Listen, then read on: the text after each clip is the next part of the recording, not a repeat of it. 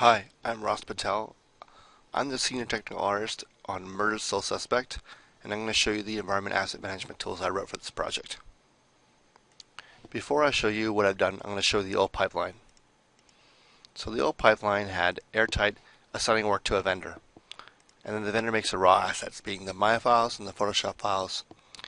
Then they test their work in their own computers.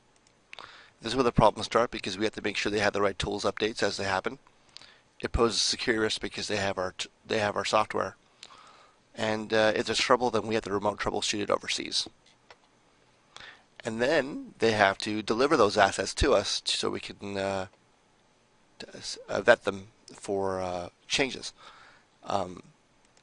That means that we have to merge their exchanged Unreal binary package files with our existing package files, and that is an arduous process.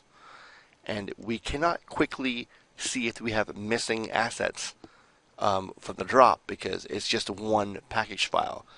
So we can't run a script on it to find out if we're missing anything and kick it back to them right away. We have to dig into the files in Unreal Editor, and that's time consuming.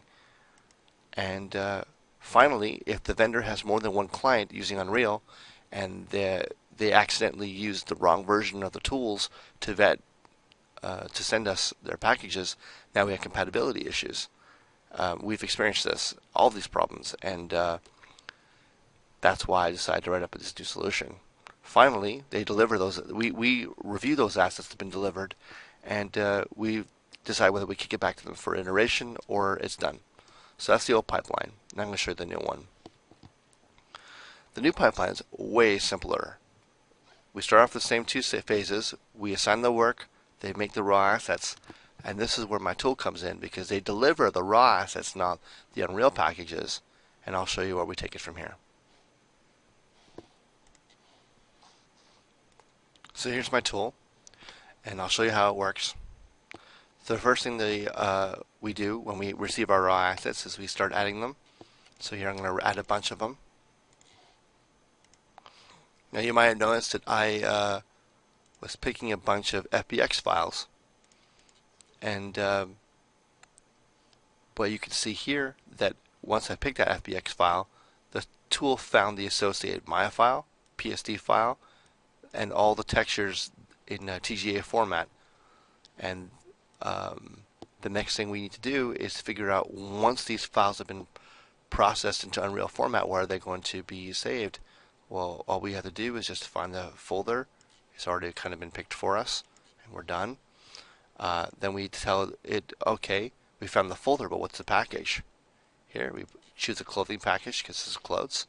We choose a shader. The base shader is fine for now, and we hit export. That's it. Now we'll pick this up in Unreal. So Unreal is now loaded. We load up our package. As you can see, the clothing made it in. And we look here, we see the material has been applied.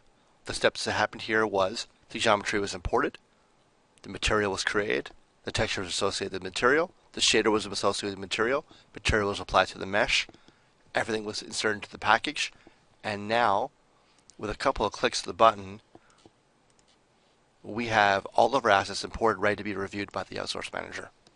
Pretty fast, pretty foolproof. Anyone can use it, and I sped up the iteration process. That's it.